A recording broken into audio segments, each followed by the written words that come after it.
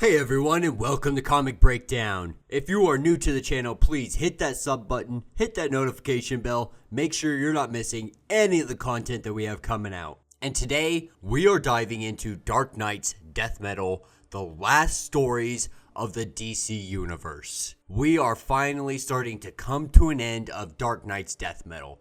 And while a lot of people are going to be happy about this story in particular really is just tugging on those heartstrings so freaking hard. Now, if you guys haven't been keeping up with everything Dark Knight's Death Metal, be sure to check out the link in the description and at the top of this video. You guys can get completely caught up on my playlist. It's got every single issue of Dark Knight's Death Metal, including Tales from the Dark Multiverse. Be sure to check back to my channel a little later today because we are going to be covering the 2 issues of Endless Winter, The Flash, and Superman. So be sure to come back a little later. We'll have those uploaded for you guys. And without further ado, let's dive into this issue. So this issue picks us up at the Hellscape, formerly known as Themyscira. And we have Donna Troy sitting on the beach. And Beast Boy comes up to her and they have a conversation about everything going on, wondering if this is really the end, how they could ever even possibly survive what's to come. Because everybody's worried at this point, the Justice League lost, Wonder Woman lost, the Batman Who Laughs remade their world into a hellish nightmare. Most of the multiverse is gone at this point, and now the Batman Who Laughs fights Perpetua over who's gonna finish them off. And while, Batman, Superman, Wonder Woman, and Lex may have a plan, people are still freaking worried here because this could be the end. This could be the last night. And then they reminisce about when they were first joining the Teen Titans. It wasn't about fighting the bad guys or giant cosmic battles, not really. They just wanted to hang out with kids that understood hanging out and being around superheroes that were larger than life. And as they crest over the hill, what they see is pretty much every Teen Titan that there has ever been. And everyone has gathered here at Themyscira. And this is when Donna is met by Dick and Garth. Now, Donna and Garth here, they really just talk about how much has changed since they started the Titans back in the day. Just seeing how big it's actually gotten. And it really seems like they're still missing a few people here. And this is when we hear a lightning crack. And everybody looks over. And we see the arrival of Wally West. And he just pops up and he's like, hey guys, I'm here. What's up? And this is where we take over to our individual stories following each of our heroes. And our first story picks us up in Coast City with Hal Jordan. And he's sitting at the grave of his father. His tombstone still intact, luckily. And he sits here and just reminisces about his father, about what's to come, about everything that has happened in his life. But out of everything that he should be doing, he only wants to do one thing.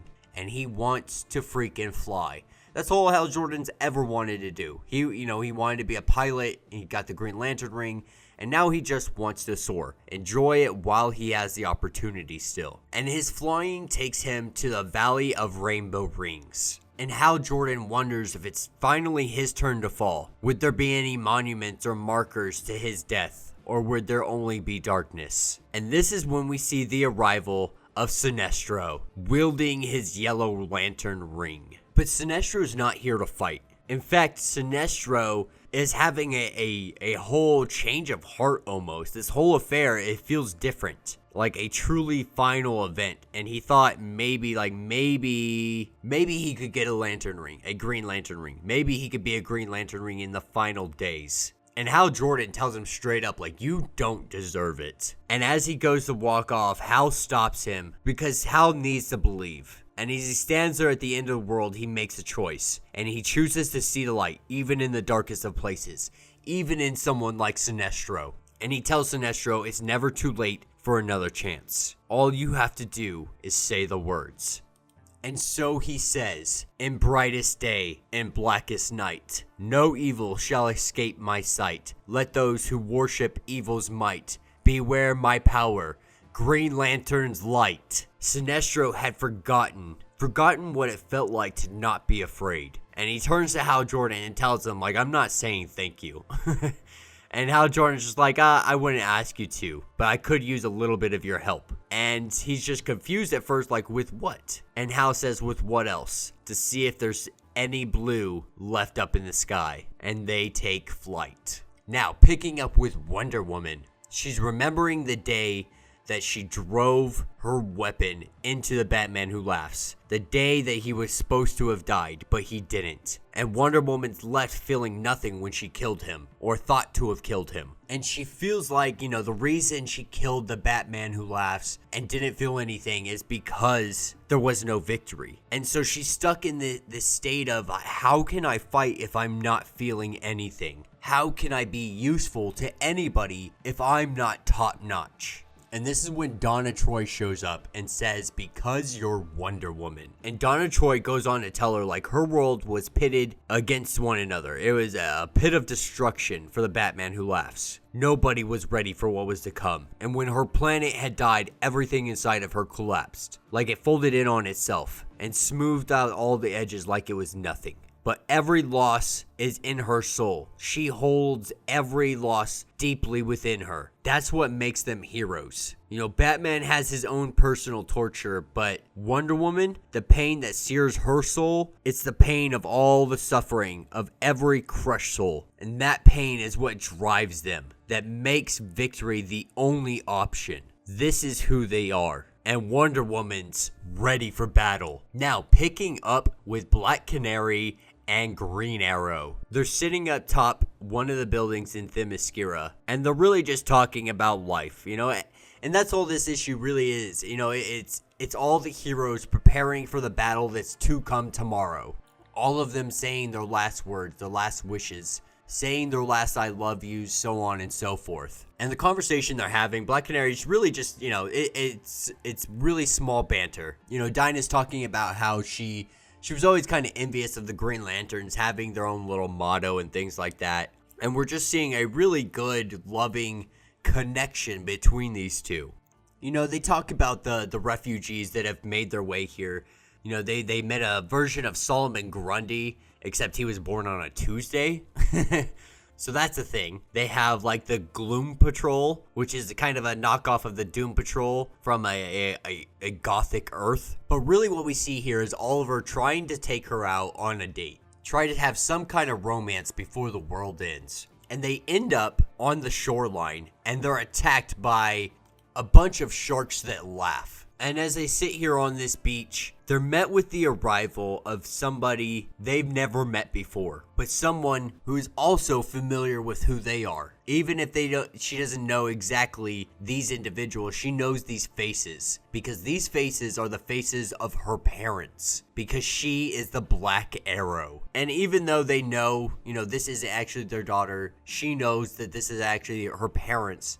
They find comfort in knowing that this is a version of their daughter that could exist. Because from her Earth, Oliver Queen is the Black Canary and Dinah is the Green Arrow. And then we pick up with Aquaman. And Aquaman, his story is relatively short. It's really him moting over the idea that he was a collaborator with the Batman Who Laughs. And in the end, he helped contribute to the way the world is now. And he did all of this to preserve the ocean, to preserve the sea and everything that lives inside of it. But his treachery, his betrayal really eats at him. He beats himself up constantly over the idea of what he's done. But the only thing he can do now is prepare. Prepare for the battle that's to come. And hope that in his death, his son and his wife will be able to live on and see his son become his successor and the new king of Atlantis. Now, our last two stories are Batman and Superman. Now, Batman essentially gets his whole team together. He gets Red Hood, he gets Nightwing, and we see Barbara here. We see Damian, we see Nightwing, we see Red Hood. Pretty much bringing the whole Bat family together here. And really, it's not even a pep talk. It's just, do we have everything that we need to be able to fight tomorrow? And it's just, all right, good. You're ready now. And Damian takes off. But this story really is about Barbara and Dick Grayson. Because, these two are in love. No matter how much they try to deny or push it to the back. And Barbara really just doesn't want to deal with it. Dick Grayson wants to talk about this because this could be the last chance they ever have to talk about it. And as they sit here and argue and bicker at one another, Batman comes up and is like, listen, enough. Like, skip to the end where this is resolved because I need you guys in that headspace now. And Dick Grayson is just like, all right, the end? Okay, marry me, Barbara. And she's just like, what? Wait, that's what you think the end is? And he's like, don't you? And she's like, well, yeah, I guess. And then by the powers invested in Batman by nobody, he pronounces them man and wife. And he's like, all right, now let's leave these two alone to have their honeymoon. And it just shows that they fight together, that their hope is everything in this story. These small connections, these emotional attachments is what's going to help drive them in the battle to come. Now, picking up with Superman. He wants to do so much and he wants to help so many people because right now, the few billion people left on Earth are scared. They're in fear and they're worried about what's going to happen. And Superman creates a device, a little makeshift device that sends him back in time 1 hour. And he uses this device to go back and try to help as many people as possible. And he goes back as many times as he can because he wants to help as many people as possible. But the main reason he's doing this, he's doing this hundreds of times, going back an hour and just trying to help as many people as possible because he can't find the right words to talk to his family. But when he does, he finally goes to them because this is his goodbye. He doesn't expect a return from this, but he needs them to know that he loves them and that he cares for them deeply. And while they have the time, they want to make the most of it. Now, all of our little stories giving us our last night of all our heroes has ended, and we pick back up with Wally West appearing in front of all the Teen Titans and really expecting to be patronized and treated badly here. Donna Troy just walks up to him and hugs him and just says, it's okay. Like, you don't have to say it. We all know exactly what you're feeling right now. And Donna looks around and sees that everybody's scared and terrified. And so she gives a little speech here. And she lets everybody know, like, this is not anything new for the Teen Titans. We have faced things that the Justice League have faced as well. We are just as tough. We're just as strong. We are just as capable as the Justice League and every other hero. There's days that they felt like, they just hated us. But the Titans came back every time. We're still here, and no matter what this war brings, no one can take that from us. Because when we fight, we all fight as one. And this really raises the morale, and everybody, starts joking a little bit, talking about times that the Teen Titans have fought ridiculous things of that nature. And this is when we see Batman use the Black Lantern ring, and we see the arrival of Roy Harper. And Wally West looks over at him, and Roy just kind of tips his hat at him, like kind of a, I don't hate you for killing me. And this is when Donna looks up to the sky and says the war is coming.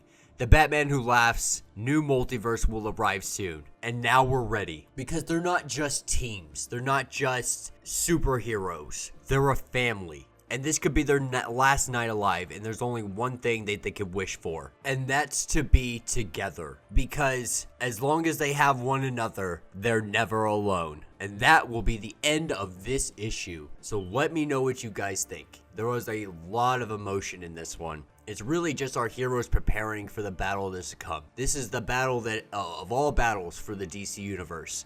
The ultimate crisis, the crisis of all crisis events. And they have dark multiverse worlds headed in their direction. And we can only assume the carnage and mayhem that is going to arrive once this battle begins. But yeah, so let me know what you guys think down in the comments. If you have not yet, please be sure to like and subscribe to the channel. And until the next video.